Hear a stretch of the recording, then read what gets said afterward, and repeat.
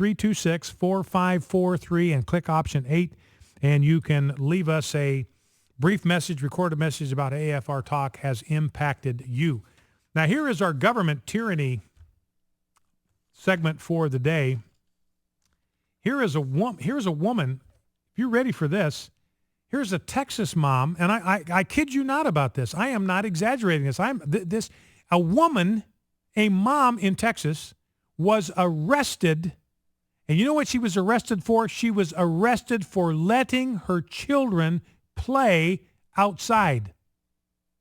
I arf you not. That's what she was arrested for, letting her children play outside. Here's the story. Police arrested a Texas mom for allowing her children to play outside last week. Did I tell you that? Is that what I said? That's what I said. That's what the news story says. Police arrested a Texas mom for allowing her children to play outside last week after a neighbor reported to police that kids were riding scooters around a cul-de-sac. I'm sure those are little pedal scooters, not the motorized one, the little pedal scooters. They're riding them around a cul-de-sac. I remember we lived on a cul-de-sac when our kids were tiny, and we loved it because they could ride their little, whatever those three-wheeler things, what were those things called? Big wheels, whatever. They could ride, big wheels. They could ride those out there. They could ride their bikes out there. They could rollerblade out there. We just loved it. We could all sit out in the yard. We could chit-chat, watch our kids play in the cul-de-sac. We loved it. And that's what she was doing. Her kids are down in the cul-de-sac, and a neighbor called the police, and she was actually arrested and spent a night in jail for child endangerment. Now, she was sitting out on the front lawn in a chair watching her kids when all of this went down. And now she's filing suit against the LaPorte Police Department.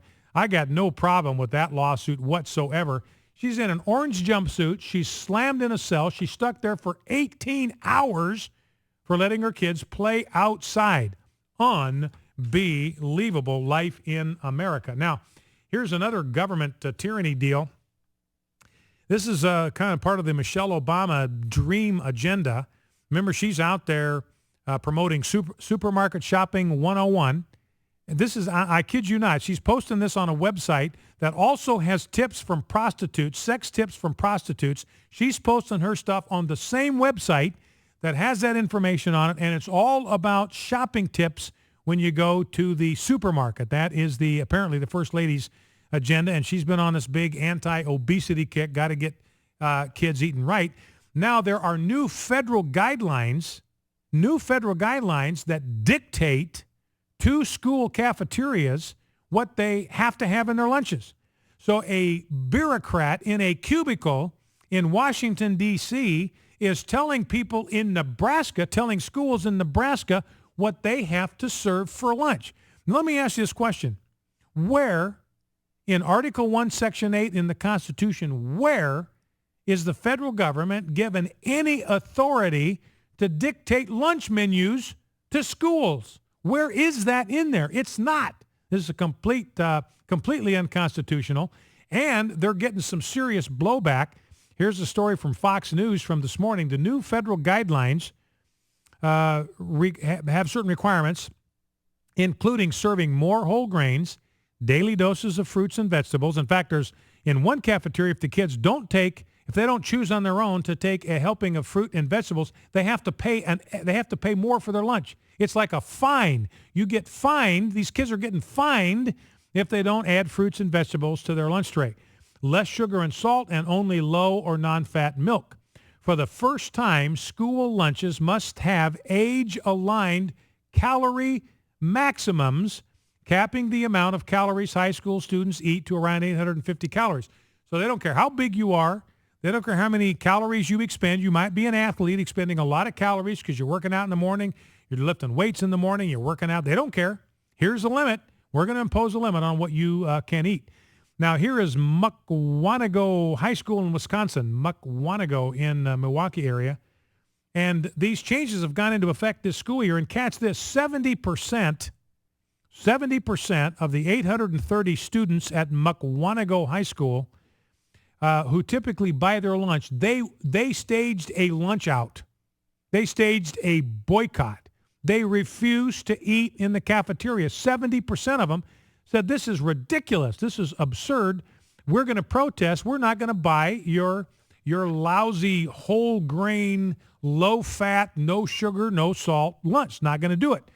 And they were joined by middle schoolers in the school district, and that reduced the number of lunches that were sold on that day by 50%, by half. And Milwaukee, Wisconsin Journal Sentinel reporting that many other schools nationwide reporting the same frustration students with the new rules. And here's an example. Here's a guy by the name of Nick Blome. He's at this Mukwonago High School, and he said the healthier food is not so much the problem as its portion size. He says, okay, I can deal with the fact that it's healthier, but look, I'm 6'3", I'm 210 pounds, I'm a linebacker. I burn about 3,000 calories during football practice and weight training. I burn 3,000 calories, and you won't let me eat more than 850 calories for lunch. He says, we are going to practice hungry. We're hungry before practice even starts. And to make it worse, for this tasteless food, now you got these federally prescribed lunches that taste like sheetrock. They got no flavor to them. They got no taste to them. And the federal government is, I guess the school district. No. The USDA, the Department of Ag, ordered them to charge 10 cents more per meal. So the federal government even told them how much they have to charge for these tasteless lunches. And I brought you this story last year about one school where the kids are just throwing away their lunches. The taxpayers are buying their lunches, so they go through the line to get their free, there's not a thing on it they can eat, so they dump it in the trash.